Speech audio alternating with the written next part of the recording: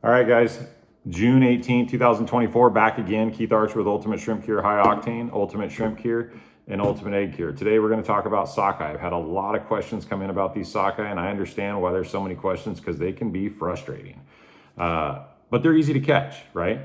It's all about location, and of course, good bait that you know they're interested in.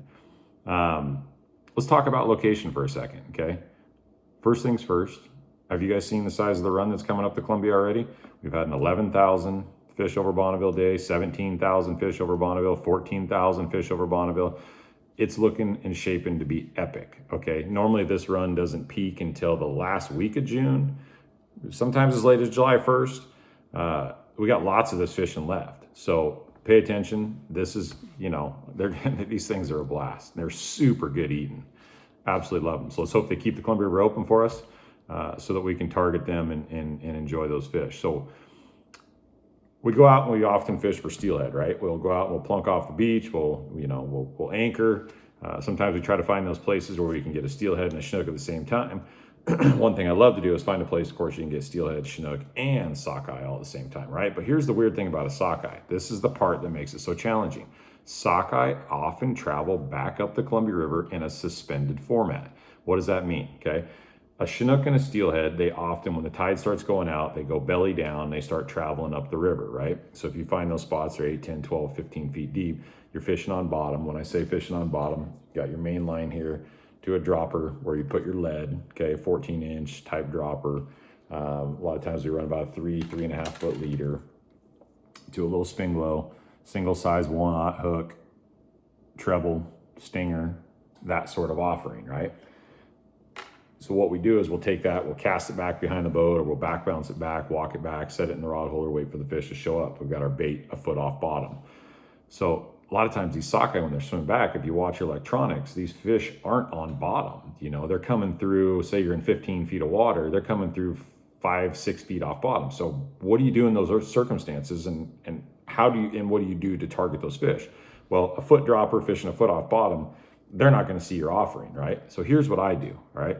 I take that same setup, okay? And rather than putting a lead on my dropper, okay?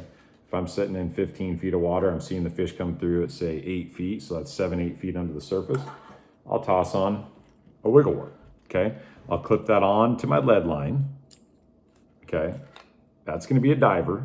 It's gonna dive it down, right, into the zone of which these fish are traveling. Of course, steelhead like wiggle worts too. And you'll incidentally, once in a blue moon, you'll incidentally catch some of these sockeyes on the actual wiggle wort. But again, you got your offering behind the wiggle wort with your coon shrimp, right?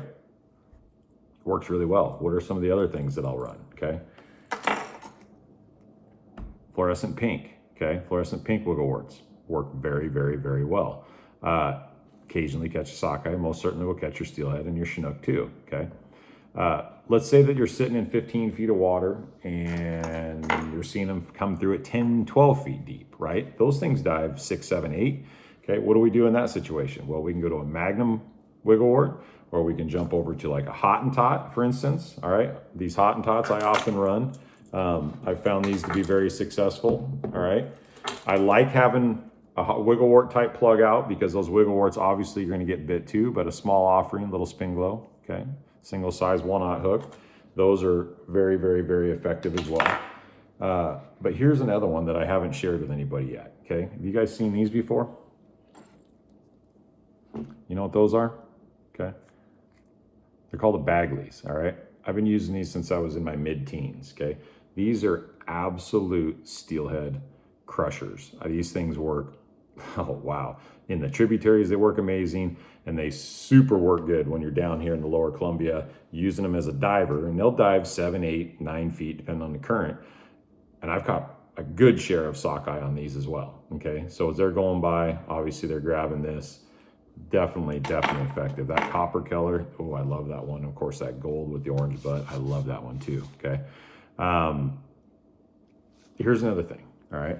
Last thing, and we're gonna jump into the bait. Hoochies, okay? This is another super effective. I run these behind the diver, all right? Little double hook setup, like so, okay? Double size 1s or 2s type thing. And I'll spread those out a little bit. and I'll run my hoochie, a cheater for flotation, and then a twin thin flasher, right? And then chartreuse or pinks, those sort of things often work really well. Pink hoochies are super good ones. I do like oranges at times for sure. But how do I rig these? Real easy, guys. One of the things I do is I don't get all detailed in regards to how I rig them up. I'll actually take and just rig them right through the tail meat, just like so, okay? Let me show you this here offering real quick. So that's it in a nutshell, right? So I run that hook, as you can see, right through the back. Follow me, okay? Right through the main part of the meat. Slide that hoochie down over the top of them, okay? And when those sockeye are coming up with this behind a diver, and again, you can run this in a plunking setup too. I just up the cheater size just a hair to get it float up just a little. If you've definitely found a travel lane where those sockeyes are moving through in an area where you're often seeing them get caught, throw a hoochie out there with those coon shrimp and watch what happens. You're gonna find those to be very, very, very effective, okay? All right, earlier, before this started recording, I mixed up 2.5 cups of water, 7 ounces of formula out of my high octane Ultimate Shrimp Cure jar, okay? I mix those up, and as you can see, there's still some of the formula still at the bottom of the jar. That's quite common. It takes a little bit for that to dissolve. Again, when we fill this up with our coon shrimp, which I have here, okay? We've got all our coon shrimp ready to rock and roll, and I wanna share one little thing here with you, okay? Check this out. Look at that, there's 35 pounds of coon shrimp, all right? That is a mess of coon shrimp to deal with, right? Well, I 100% have enough coon shrimp now for myself and all my buddies. Of course, they're always over here picking my freezer and my fridge clean. All right, back to this. Okay, we're just gonna load them up, all right? Be careful as you add them, not to splash them. This dye is very potent, okay? Remember, I mix this stuff often outside the solution. I'll go outside, I'll add the formula outside, mix the water outside, shake it up with my lid on super tight, okay? I don't want that to spill anywhere in the house, as it definitely is gonna stain. All right, we're getting there, loading it up. Boy, look at that little deadly one, huh? Little guy. Yeah, that's a good one. Those are little sockeye killers. Definitely can tell you this, you guys. You got to pay attention with this one, okay? The larger coon shrimp, often those sockeye just, I mean, they'll bite them once in a while, but they swim right by them quite consistently. I have noticed that, you know, these little guys, these little coon shrimp like that size, you know, this size, again, those ones definitely get the attention. They definitely do. These little bigger ones, of course, you know, those are, I love those for steelhead, and obviously a chinook or two here and there. But yeah, those little ones, that's where it's at. All right, we got it all in here. Got to try to take care of them antennas, them whiskers, okay? Kind of fold them in, try not to break them all off. I love having those, okay? Roll the solution a little bit, that simple, all right? Let's talk about adding one last little thing, all right? I've pre-measured a 1/2 cup of rock salt, okay? But I'll add in just for protective purposes. I just want that rock salt to be there as a visible indicator so that I can see that if any of the all the solution is dissolved, I can kind of visibly see that my salinity level's at 100%, right? 100% salinity is going to keep these shrimp super firm for long, long periods of time. Always remember, guys, fresh bait, 2 to 10 day old bait, hands down my favorite. That's why I buy 30-pound boxes of shrimp, so that I can cycle through and keep ultra fresh bait with me out when I'm fishing, right? I'll fish them 3 days to, 10, 15 days, and I'll step up to my next jar. But again, these things work very well long-term, okay? I'm just picky. I'm super anal, super picky. So I'll definitely, I'll keep my bait ultra fresh.